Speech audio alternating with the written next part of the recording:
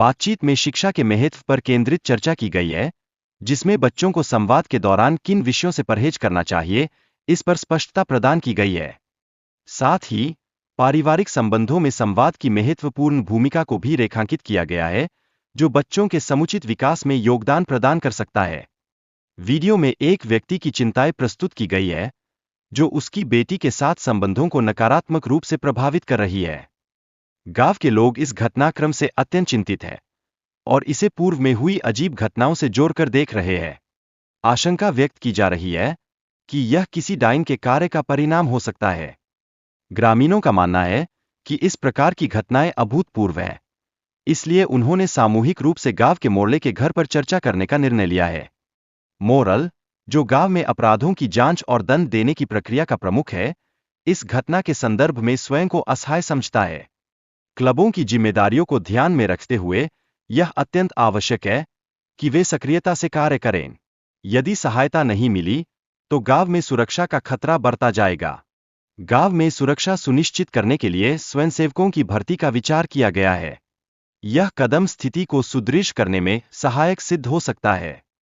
ग्रामीणों के बीच हुई चर्चाओं से यह स्पष्ट होता है कि हालात गंभीर है।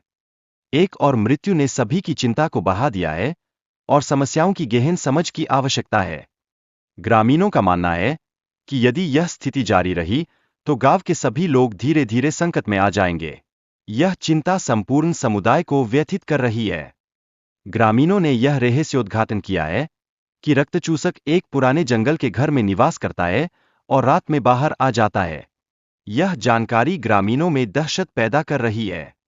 ग्रामीण अब उस दुष्ट व्यक्ति के बारे में जानकारी इकट्ठा कर रहे हैं, जो इस रक्तचूसक को सक्रिय रूप से प्रेरित कर रहा है। यह जानकारी उनके लिए अत्यंत महत्वपूर्ण है।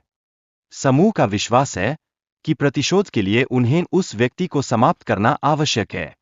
वे मानते हैं कि शांति नामक व्यक्ति के कारण उन्हें सहायता नहीं मिल पाई।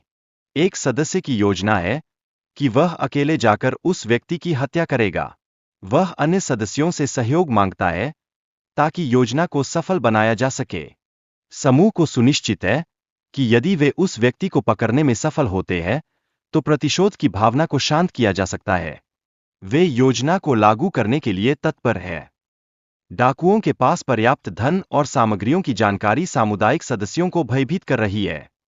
गांव के लोग यह सोचते हैं कि यदि उन्हें डाकुओं के धन पर नियंत्रण मिल जाता है, तो वे आर्थिक रूप से समृद्ध हो जाएंगे।